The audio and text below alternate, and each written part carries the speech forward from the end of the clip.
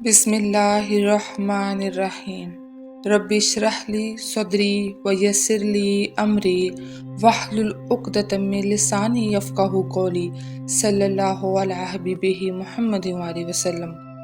السلام علیکم ورحمۃ اللہ وبرکاتہ۔ امید کرتی ہوں تمام احباب خیر و عافیت سے ہوں گے۔ تلاوت قرآن اور مخصوص حروف کی تکرار یعنی وظیفہ کرنے میں کیا فرق ہے، اور بغیر اجازت کوئی بھی وظیفہ کرنے کے نقصانات کیوں ہوتے ہیں؟ پورا قرآن پاک 30 پاروں کا مجموعہ ہے اور ہر پارہ مختلف صورتوں کا مجموعہ،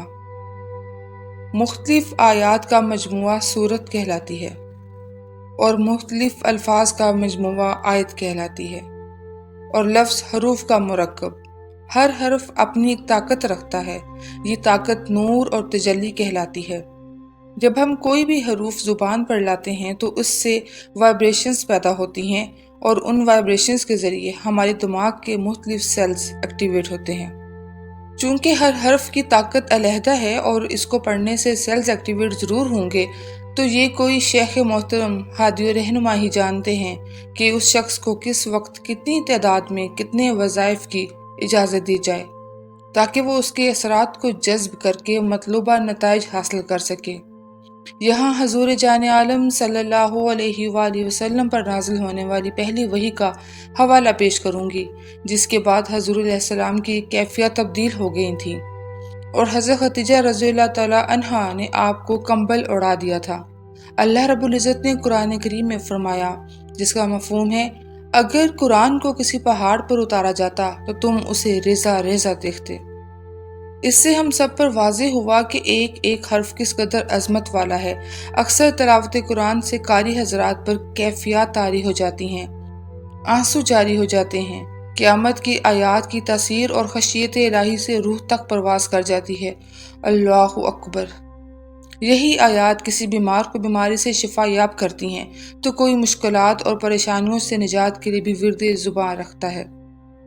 اخروی زندگی میں نجات کے لیے ثواب کی نیت سے بھی اعمال پیش کیے جاتے ہیں۔ جب قرآن کریم کی تلاوت کی جاتی ہے اور ہم ایک ہی لفظ کو، ایک ہی حرف کو، ایک ہی آیت کو ریپیٹ یعنی تکرار نہیں کر رہے ہوتے بلکہ روانی میں پڑھتے چلے جاتے ہیں، تو اس کے اثرات بدلتے چلے جاتے ہیں، انوار بدلتے رہتے ہیں۔ اور اس کے برعکس اگر ہم مخصوص وقت مخصوص تعداد میں تکرار یعنی وظیفہ پڑھیں گے تو اس کے روح اور جسم پر اثرات ایک مخصوص مقدار میں اس کی بارش ہوگی۔ اگر تو وہ وظائف کسی شیخ محترم کی اجازت اور ہدایات کے مطابق اور تعلیم کی گئی تعداد کے مطابق ہیں تو پھر مطلوبہ نتائج حاصل ہوں گے، کیونکہ اس کے پیچھے شیخ محترم کی توجہ کار فرما ہے،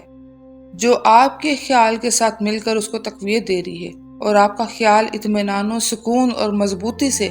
اس عمل کو انجام دینے میں کامیابی حاصل کر لیتا ہے۔ اصل میں یہ مرشد کریم کی ہی قوت خیال کی طاقت ہوتی ہے۔ جس طرح طبی علاج کے لیے ہم کسی معالج سے رجوع کرتے ہیں، حالانکہ بازار، سٹورز، نیٹ پر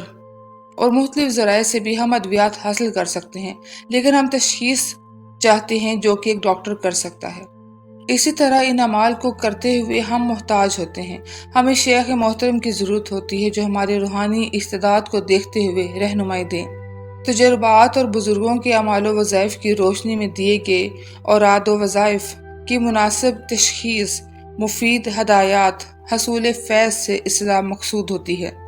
اب جو لوگ خود سے اعمال پڑھنا شروع کر دیتے ہیں یا کسی سے بھی لے لیتے ہیں، کسی کتاب یا قرآن کریم سے اپنے معاملات سے متعلق کوئی بھی آیت نکالی اور ورد شروع کر دیا، یا اگر سن لیا حضرت یونس علیہ السلام مچھلی کے پیٹ سے اس آیت کریمہ کو پڑھنے سے باہر آ گئے تھے،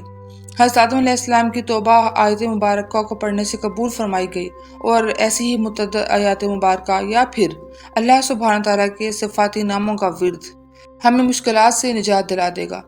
تو سنیے محترم قارئین، وہاں اللہ سبحانہ تعالیٰ کے اذن سے کلمات ادا فرمائے گئے، کب کتنا کیسے پڑھنا ہے۔ جبریل علیہ السلام نے اللہ کا پیغام پہنچایا، اور کبھی کسی نبی علیہ السلام یا ولی اللہ کے قلب پر القا بھی ہوا،